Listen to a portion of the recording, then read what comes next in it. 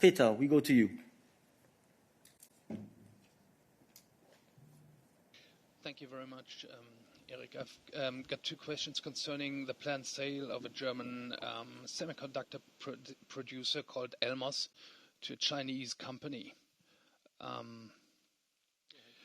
The question is, the first is, would a sale like that have to be notified to the European Commission? Are there any rules, European rules, concerning sales of such semiconductor producers to Chinese companies? And if so, has there been any contact between the Commission and the German government so far? And the second question is, what's your assessment? How does the sale of this company to this chip producer to a Chinese company fit into the European chip initiative? What would it mean in front of the background of this European chip initiative? Thank you very much. On your first question, obviously we have been discussing here in the context of another German story in the past week, the process which regulates the acquisition by third countries of European companies, and this is the now famous FDI screening regulation. And in that context, Miriam has already given us some explanations. I can, of course, invite her to the podium to remind you of how it works. There is, however, one very strict rule on this, which is that we do not comment on individual cases. What you need to remember is that it is a decision ultimately by the national authorities. But Miriam will give us a short overview of the regulation once again. Yes, thank you. This gives us the opportunity to explain a bit more in detail how the FDI screening mechanisms works.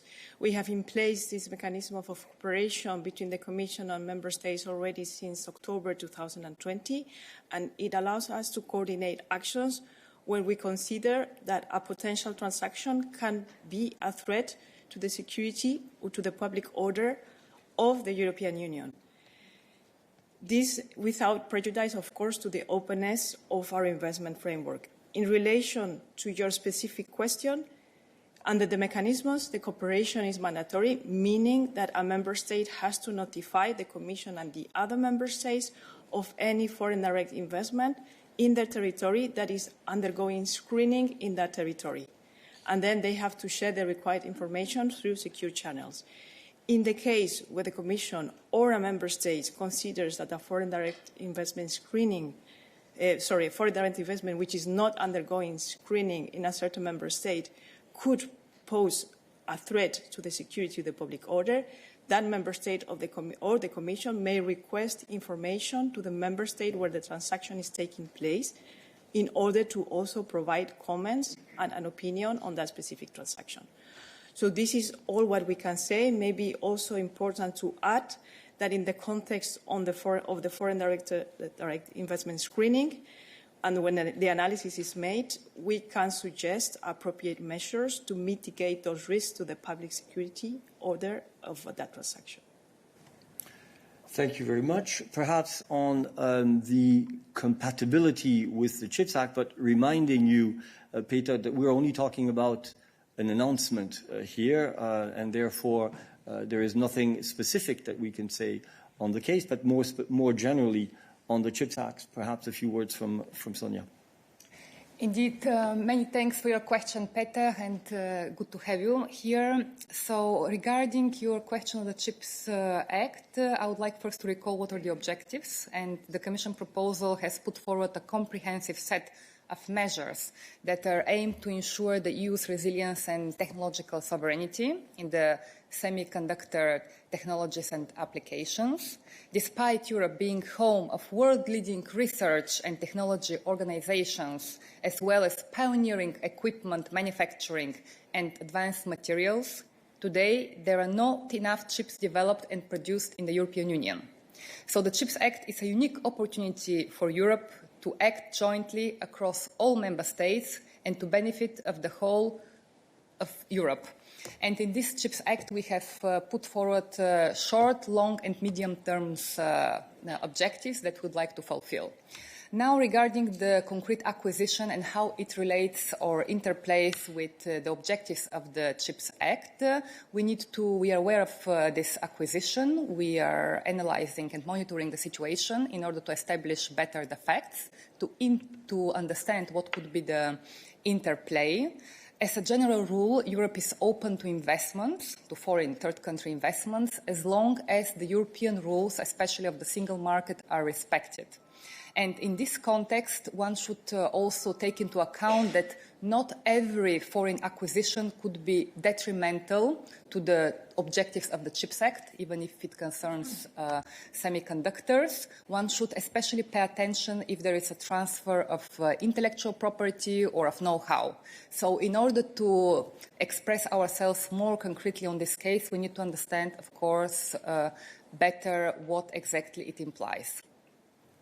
Thank you. So if I can summarize, basically, it's not necessarily the ownership of a company that determines whether this is in line with the CHIPS Act or not, because the CHIPS Act is about making sure that we have in Europe a strengthened capacity, in particular in the semiconductor industry. And of course, there are certainly many companies in Europe that produce semiconductors which are not entirely owned by European shareholders. So as Sonia has said, it has a lot to do with the conditions in which this semiconductor production is then taking place in Europe, the research behind it, et cetera, et cetera. So it's very difficult for us to pass any judgment only based on an announcement related to the possibility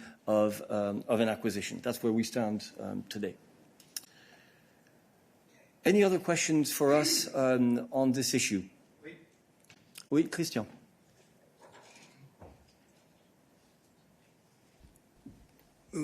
J'aimerais comprendre si dans l'Union. Yes, I'd like to know whether in the EU, whether there is a list drawn up with member states of structures or infrastructures that could be deemed strategic. These would be assets or companies or things that cannot be sold to just about anyone. Because right now we're talking about a German company that makes semiconductors, processing chips. Is that considered strategic? How do you define what is strategic and what isn't? And is there a way to stop a transaction of this kind? There are many concerns at the moment about Pannenburg the other day. Today it's a microchip company. The EU says that China is closing its market, so there is no reciprocity. What can be done? Or will there be a point where you say, no, this is not possible?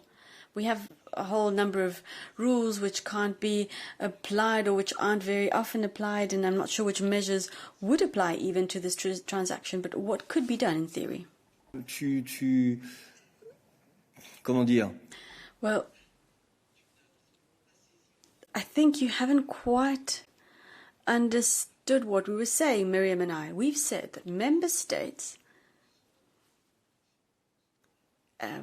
with regulation in the field have the power to decide, in compliance with their national legislation and also under the screening regulation at EU level, to decide, therefore, whether they want such a transaction to take place or not. They can place conditions on the transaction or they can stop it.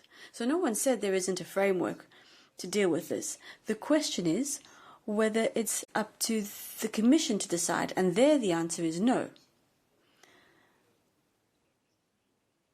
The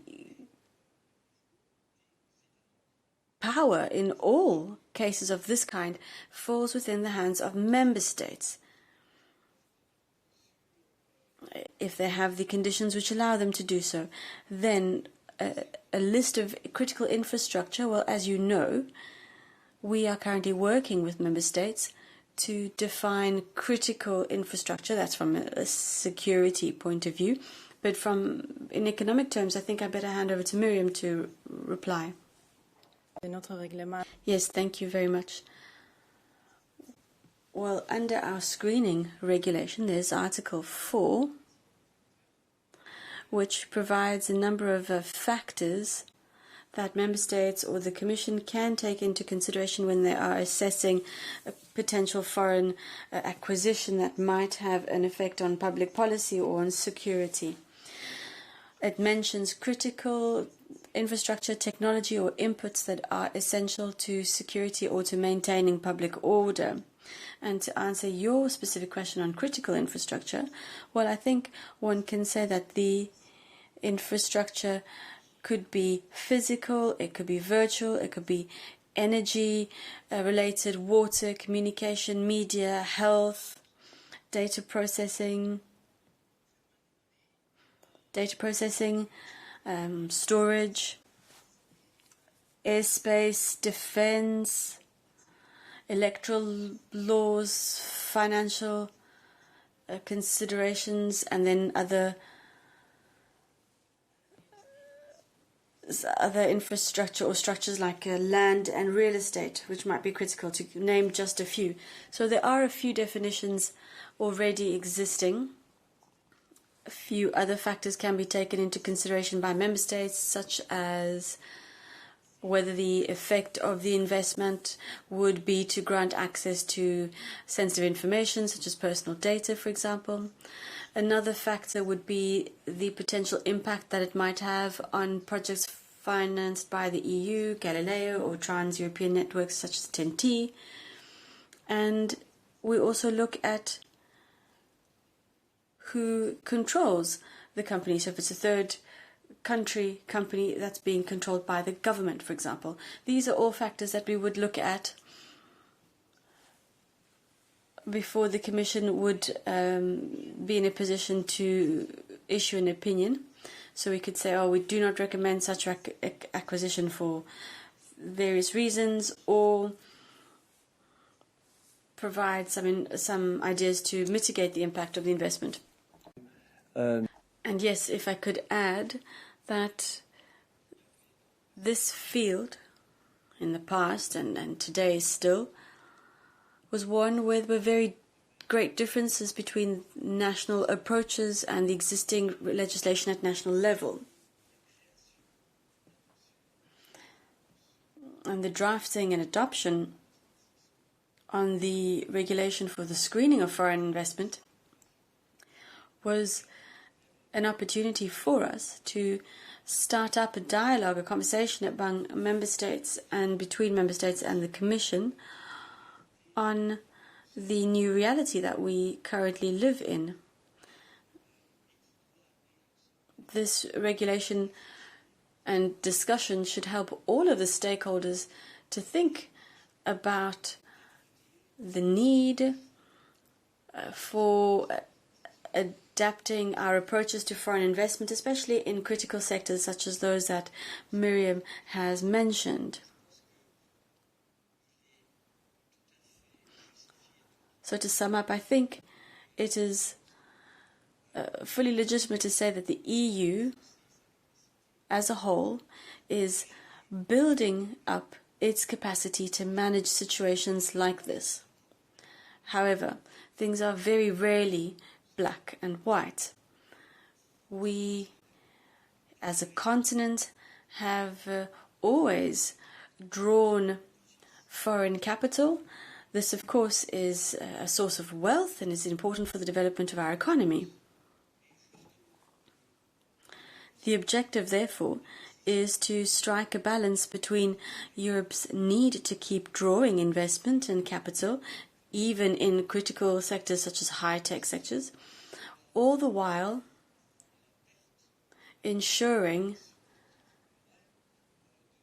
that we do not lose our own know-how in terms of technology, industrial processes and industrial property. I think we shouldn't oversimplify things. It's very important not to do that, because we ourselves act as investors in third countries. That's a fact, and people have a turn to look at what the EU is doing in terms of foreign investment. And secondly, there are many European companies that themselves have benefited from foreign investment of various kinds and continue to benefit from this. So I think it's very important to take this on a case-by-case basis and each time look at the specific set of circumstances. These decisions very often are difficult to make and to assess. All right, do we have any other questions on this very interesting topic? I see one hand is raised. No, I see a number of hands raised. Well, do keep your hand up in the chat if it is on this topic, so assessment of foreign investment into Europe. 2 hands are still up. Let's start with David. Yes, thanks, Eric. That was a very interesting reply. So I do have a question. You mentioned China, and we're talking about Chinese investments, not Canadian, Japanese or US investments or British investments or Swiss investments or investments from Africa. We're talking about Chinese investments. So I'd like to know whether the Commission's president thinks in this case that Chinese investments, which are really predative and are using their economic power to influence the EU, and these are investments in strategic areas, ports, semiconductors, whether that's appropriate. Thank you. Thank you for your question. It allows us to clarify something here. A regulation has been adopted by the EU, and it's a general regulation. It doesn't focus on any particular foreign country, and that's important. And I would advise you not to simplify things, saying that all investments from one particular country are automatically unproblematic, where all investments from a country X are a problem. That's not the case. That's really naive, extremely naive.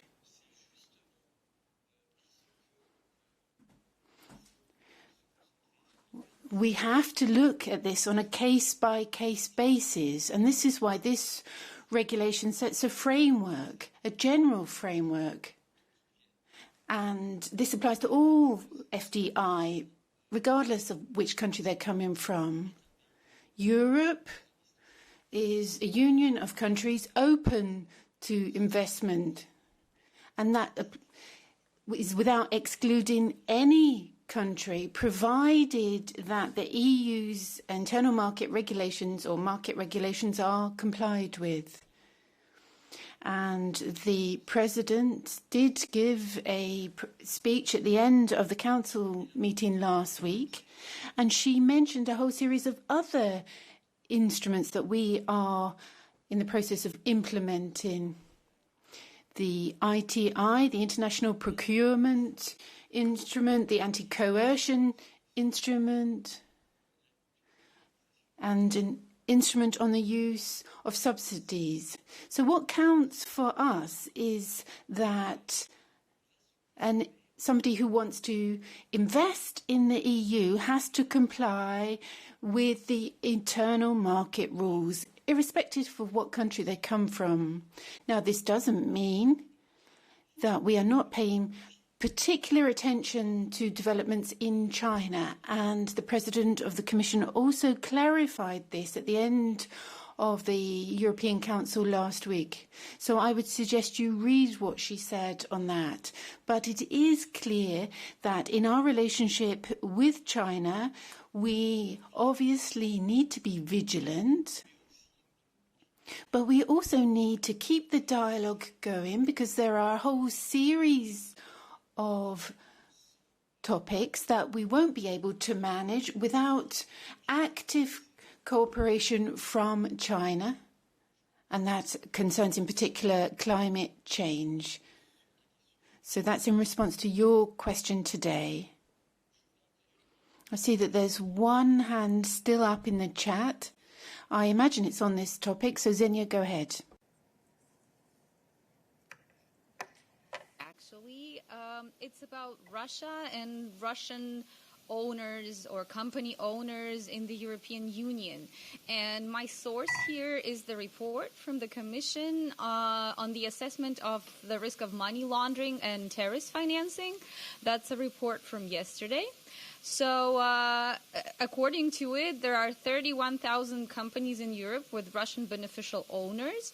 1,400 of them have owners, are owned by 33 Russian oligarchs who are subject to the EU sanctions. So I imagine this is the current statistics, and there are some instruments listed in this report. However, there is not a clear answer to what is the European Commission going to do with this. I know there's a seize and freeze task force, so maybe you could even direct me to the best interview partner on this topic. I would be very grateful for that, because I do have a lot of questions about this statistic, this state of affairs. Thank you very much for your question. Xenia, you are absolutely right to say that we do have a framework in place to freeze Russian assets when they belong to people who have been sanctioned.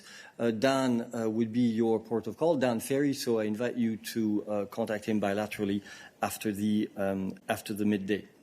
If you were here in the room, I would ask you to come to the press bar. We will all be heading afterwards, but I have the impression that's not the case. So let us move on. Yes, you have been waiting for the floor for a long time. Sorry. I can't see your face.